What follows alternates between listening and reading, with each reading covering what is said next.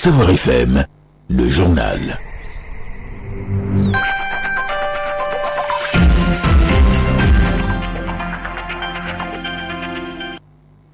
Mercredi 3 décembre 2025, mesdames et messieurs, bonjour et bienvenue sur les ondes de la radio Savoir FM, émettant sur le 95.8 MHz à Niamey et ses alentours et sur notre page Facebook Savoir FM 95.8 Niamey pour ce journal d'information présenté par Naïmatou Amadou Bilma. L'affaire rebondit entre l'État du Niger et le groupe français Orano ce 2 décembre 2025 après la découverte de 400 tonneaux de carottes radioactives à Madaouela. Le ministre de la Justice Alio Daouda a animé un point de presse pour annoncer l'intention du gouvernement de porter plainte contre l'entreprise. Une affaire sensible dans la suite et largement commentée dans les débats publics. Baba Alpha nous fait le point.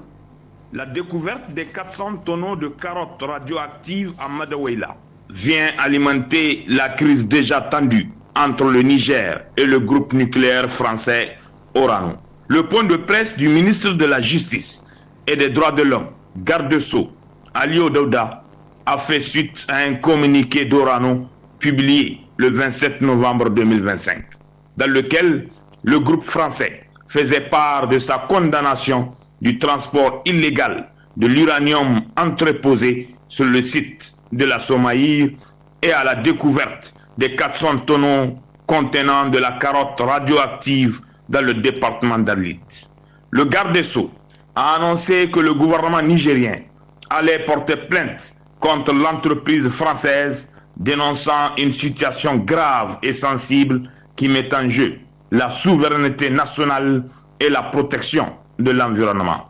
Le ministre a rappelé que le différend entre Niamey et Orano est connu de tous, mais que la découverte de ces tonneaux vient brutalement relancer le bras de fer. Il a évoqué des pratiques opaques de la part d'un partenaire industriel qui n'a pas respecté les normes de transparence et de sécurité les plus strictes. La gestion des ressources minières, le contrôle des opérations d'exploitation minière et pétrolière par les multinationales étrangères et la protection des populations riveraines sont désormais des priorités absolues pour l'État nigérien. Le gouvernement est déterminé à faire toute la lumière sur cette affaire et à prendre les mesures nécessaires pour protéger les citoyens et l'environnement. Les révélations du ministre Alio Daouda nous renvoient à des constats révoltants. Pendant plus d'un demi-siècle, l'uranium nigérien a été exploité, vidé, exporté, mais jamais réellement au service du peuple nigérien. Aujourd'hui, le gouvernement de la République, sous la conduite du président de la République, chef de l'État, le général d'armée Abdurrahman Tchani, engage enfin le tournant historique que notre pays attendait depuis des lustres. Faire le bilan du pillage organisé de nos ressources par la société française Orano, ex-Areva. C'est un crime contre l'environnement, contre la santé des populations, contre le Niger, tout simplement. Pendant que des générations de Nigériens se sont sacrifiés dans ces mines, Orano a construit sa fortune, alimenté les centrales françaises et assuré la sécurité énergétique de pays étrangers, notamment la France, pendant que le Niger n'a reçu que désertification, contamination, pauvreté autour des sites miniers et aujourd'hui des déchets radioactifs dont personne ne voulait reconnaître l'existence. C'est pourquoi l'État nigérien engage officiellement une plainte contre Orano. L'objectif est clair, obtenir réparation intégrale des préjudices subis par les populations, exiger la réhabilitation des sites dégradés, rappeler que le Niger n'est plus un espace de non-droit où l'on peut venir exploiter, salir et répartir sans rendre compte en toute impunité. Le temps de l'impunité est terminé. Le temps du Niger debout, maître de ses ressources et jaloux de sa dignité, est en marche et de façon irréversible. Le Niger et le Maroc viennent de franchir une nouvelle étape dans leur coopération diplomatique. Hier, mardi 2 décembre 2025, les deux pays ont signé à Rabat un mémorandum d'entente portant sur l'ouverture à Niamey de l'Institution nationale des études diplomatiques et stratégiques, une initiative qui s'inscrit dans la continuité du partenariat renforcé entre Niamey et Rabat depuis les événements du 26 juillet 2023. Baba Alpha toujours.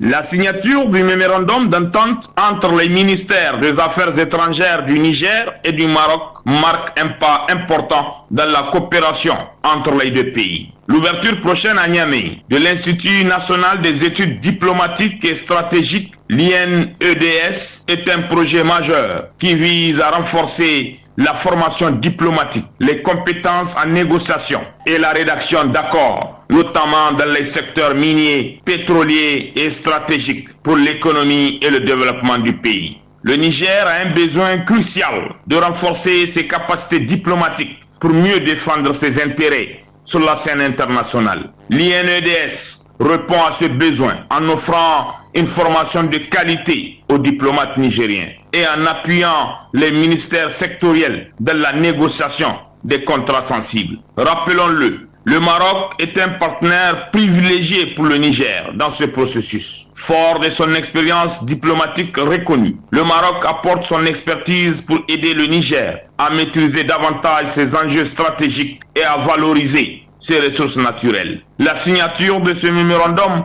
est une nouvelle preuve de la dynamique de confiance, de respect mutuel et de solidarité qui caractérise les relations nigéro-marocaines depuis juillet 2023. Cette dynamique continue de produire des retombées concrètes pour la diplomatie nigérienne et renforce la position du Niger sur la scène internationale. Hier mardi 2 décembre 2025, le ministre de l'Intérieur a rendu un hommage très attendu.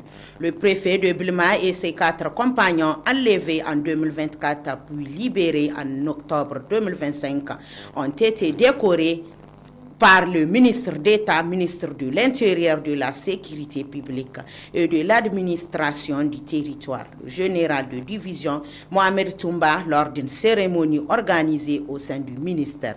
Le commentaire est signé Suleiman Ahmadou. Le ministre d'État, ministre de l'Intérieur, de la Sécurité publique et de l'administration du territoire, le général de division Mohamed Toumba, a présidé hier la cérémonie de décoration du préfet de Bilma et de 4 de ses compagnons enlevés en 2024 après l'attaque de leur convoi de retour d'une mission à Dirkou, libéré en octobre 2025. Vous avez fait preuve d'héroïsme suite à une attaque de retour d'une mission à Dirkou par un groupe armé terroriste ayant occasionné votre enlèvement. La reconnaissance à vos vigoureuses épaules de bravoure et à vos attitudes courageuses tout au long de votre activité. Au nom du président de la République, grand maître des ordres nationaux, et en vertu des pouvoirs qui nous sont conférés, nous vous décernons la médaille militaire.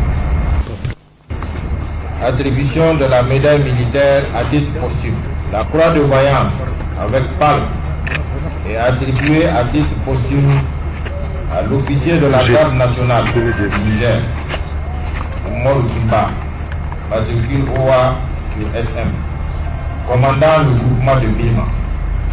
Cet officier de la garde nationale du Niger tombé arme à la main alors qu'il venait d'une mission a fait preuve de patriotisme, de bravoure, de résilience et de protection du secret professionnel. Ce geste officiel, par la remise de décorations, revêt une double valeur symbolique. D'abord, en tant que reconnaissance de la résilience et du courage de ces agents de l'État qui ont enduré une détention pendant de longs mois. Ensuite, comme message fort de l'autorité publique montrant que l'État honore ses fonctionnaires en cas d'épreuve, sans les oublier. Cet hommage peut contribuer à restaurer la confiance des fonctionnaires dans les institutions de l'État, en soulignant qu'un tel sacrifice ne reste pas impuni socialement. L'administration envoie un signal de solidarité et de respect.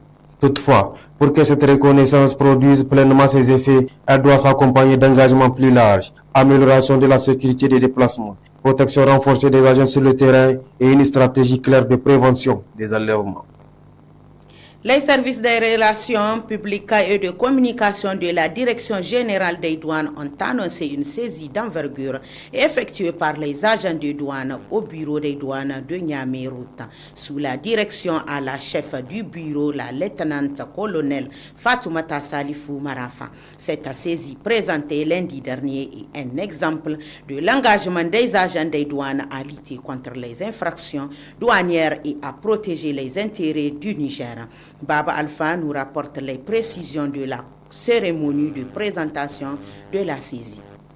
C'est au total 8567 bâtons de dynamite qui ont été découverts, savamment dissimulés dans des marchandises importées. N'eût été la vigilance et aussi le professionnalisme des agents, ces produits hautement dangereux dont leur importation est strictement soumise à une réglementation particulière allait se retrouver sans nul doute dans de mauvaises mains, alimentant ainsi les réseaux criminels. C'est donc la deuxième saisie du genre opérée par les mêmes agents du bureau des douanes Niamey-Route en 2025. La chef du bureau, entourée de toute son équipe, a présenté la saisie du directeur des enquêtes douanières, du renseignement et de l'analyse des risques, le colonel Rabiou Gouzaï, représentant le directeur général empêché. Il a tenu à féliciter et à encourager l'ensemble du personnel du bureau des douanes Niamey-Route. Il n'a pas manqué de rappeler à la chef du bureau et à ses éléments présents toute l'attention du directeur général des douanes, le colonel Yacouba Mohamed Siddo, et la tutelle quant à la mobilisation de l'administration des douanes du Niger contre le trafic des produits illicites, surtout dans un contexte d'insécurité imposé aux 3 pays de l'AES. Le directeur a aussi rassuré la chef de bureau de leur soutien constant et les a exhortés à encore plus de rigueur au moment des contrôles pour une lutte implacable contre la fraude et le trafic des marchandises dangereuses. Au nom de la patrie, nous témoignons toute notre gratitude au bureau des douanes de Niamey-Route pour ce 10e exploit. Ce mardi 3 décembre 2025, l'actualité africaine est marquée par 3 événements majeurs. Au Mali, les négociations minières ont permis de récupérer 761 milliards de francs CFA. Au Nigeria, les agences humanitaires alertent sur une crise alimentaire sévère qui pourrait frapper des millions de personnes en 2026. Et en République démocratique du Congo, l'épidémie d'Ebola dans le Kassai est officiellement déclarée terminée. Tour d'horizon, c'est avec Suleiman Amadou. Mali, succès des négociations minières.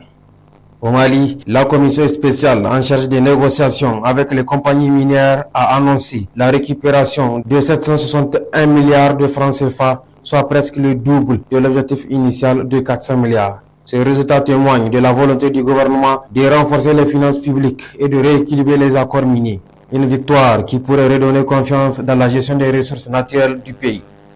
Nigeria alerte une crise alimentaire majeure.